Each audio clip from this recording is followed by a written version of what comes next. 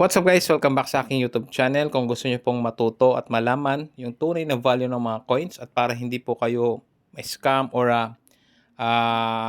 makapanood ng mga false information, click nyo na po yung subscribe button. Malaking tulong po yan guys para maipakalat natin yung tamang information regarding sa mga barya.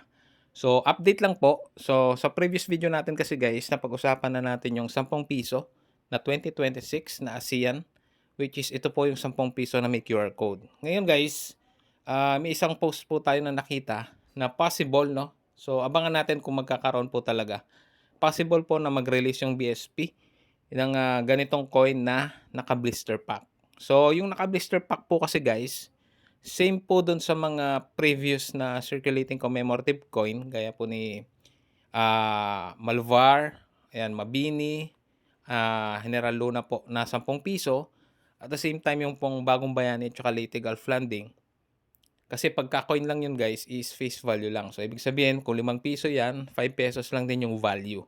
So nagkakaroon siya ng additional value guys kasi ang BSP po ay naglalabas ng version na naka-blister pack. So ito po ay pinopost nila sa kanilang BSP online store. So makikita nyo po doon yung mga list ng mga available na mga commemorative coins. May mga banknotes din po doon.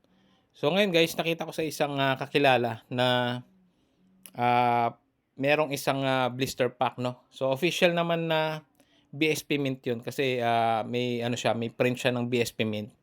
So abangan lang natin guys kung magkakaroon po tayo ng gano'n sa BSP online store. So sa presyo hindi pa natin alam kasi yung mga previous po na mga commemorative coins na ganito, minsan po nasa range lang siya ng around 75 to 100 pesos. So, itong mga naka-blister pack po, possible, no? Kung i-release man ito, ito po yung mga binibili ng mga collector po or gustong mag-collect.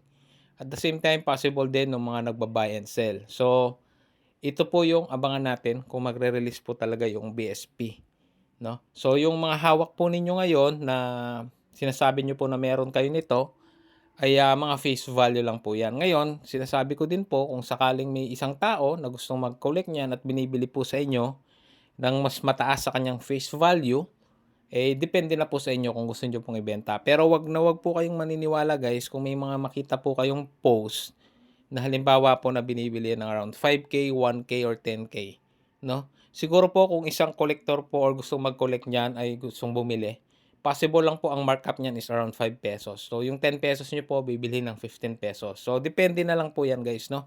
Kung may ma-encounter po kayong gano'n. Pero in general speaking po guys, 10 piso lang talaga yan, face value lang. Wag po kayong basta-basta maniniwala or magpapaloko.